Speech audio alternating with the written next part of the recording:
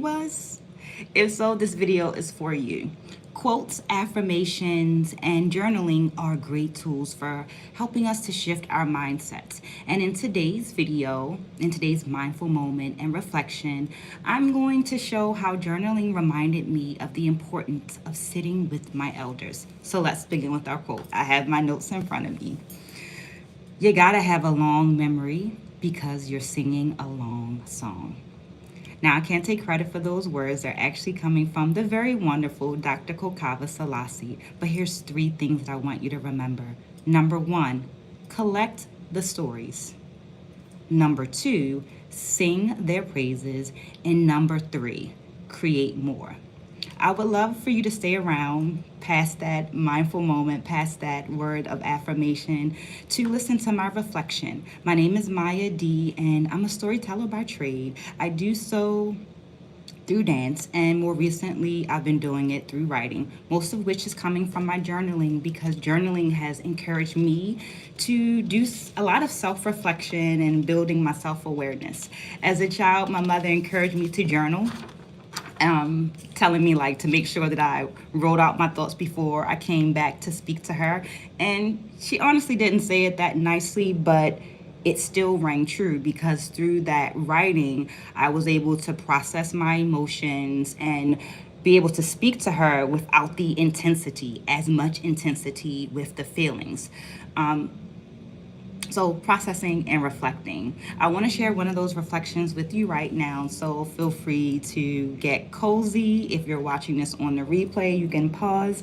Otherwise, you can just let it play in the background while you finish up your activity. Either way, sharing equals caring is the idea behind this. So through me sharing my experiences with you, ideally it inspires you to share something, and then we both grow to be better people. So here we go. Remember though, these reflections are pulled from my journal entries. So they're not elaborate works of art, but an intention to share insight of what journaling illuminates. I offer this reflection to those who are learning to tell their own stories. Here we go. It's like the Black tradition of sharing blood.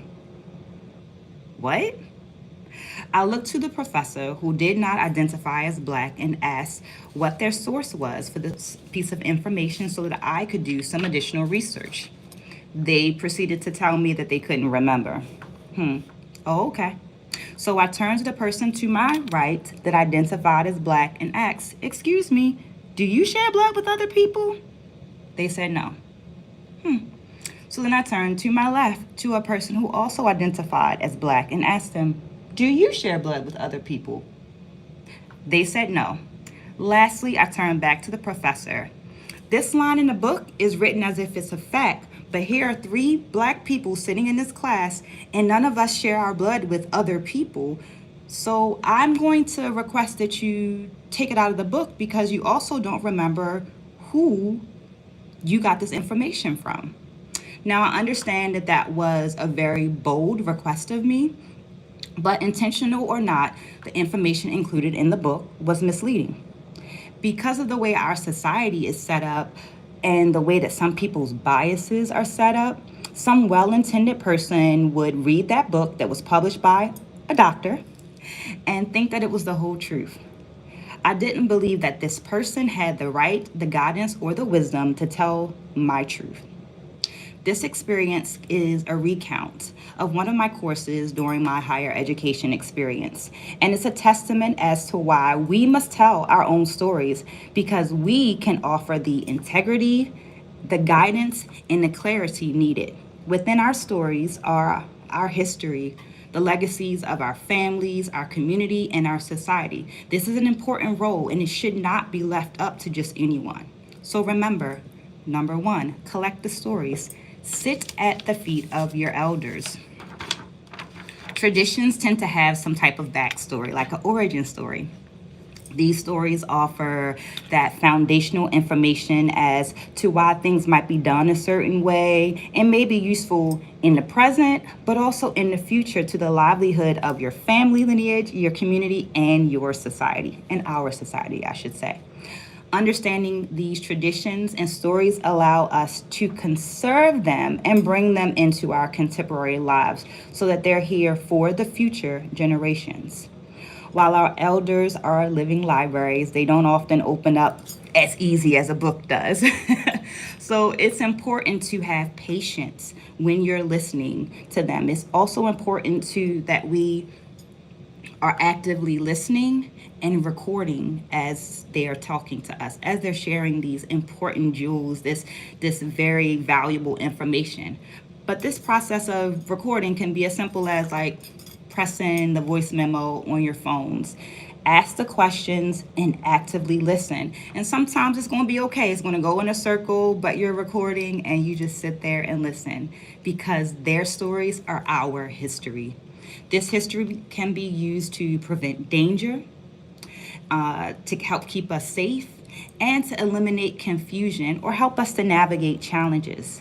Collecting these stories helps to create a repository that includes varied perspectives of a singular event.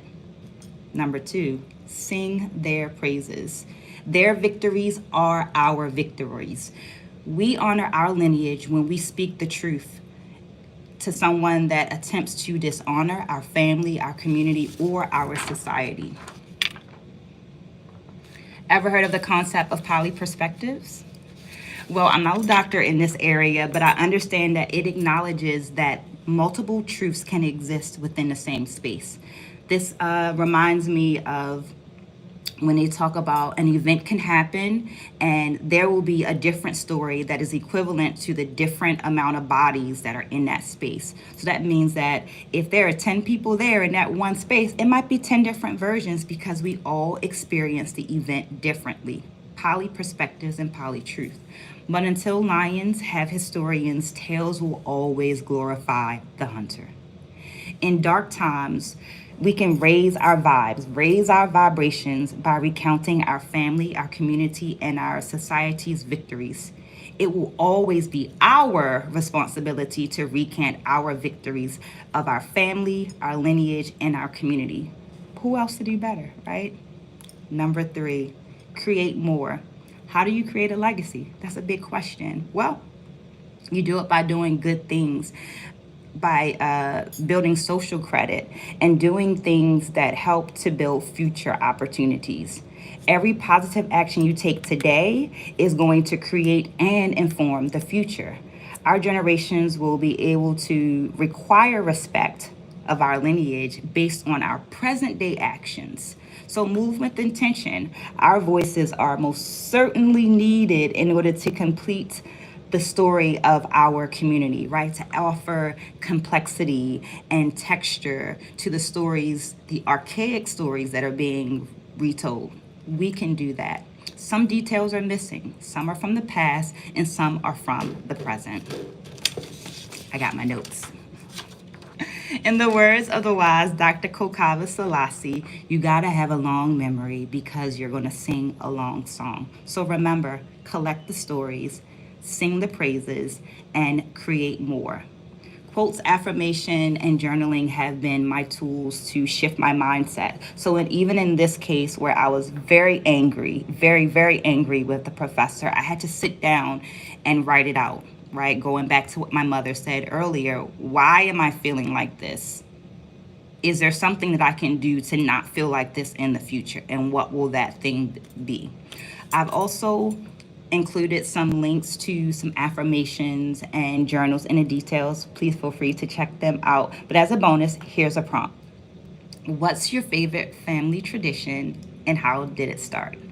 Feel free to share your response with me in the comments below or just in your own writing. Either way, it's great. You could also just drop a book emoji in the comments below so that I know that you were here with me. If you want to stay around, I can go a little further.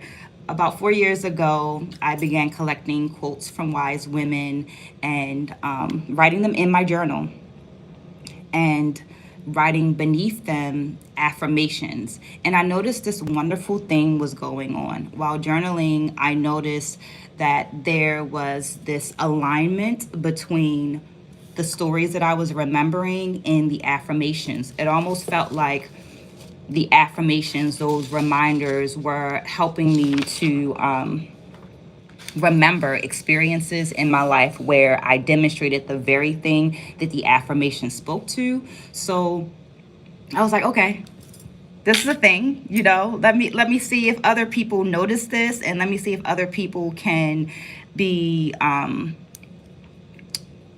not impressed, but like be informed by it, use it to make better decisions for themselves. So I started posting the edited journal excerpts in a blog. And while I know that some of us like reading, I actually started one of Dr. Kokaba's books today.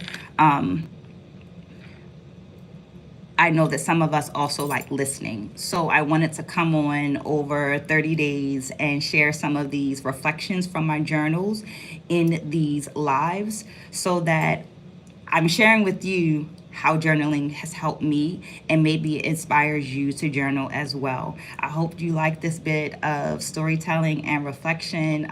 Please like and subscribe if you liked this video or found it interesting in any other kind of way. Come back for our next video. Today is day 24, so I've got 6 more stories, and I hope to speak to you soon. Take care.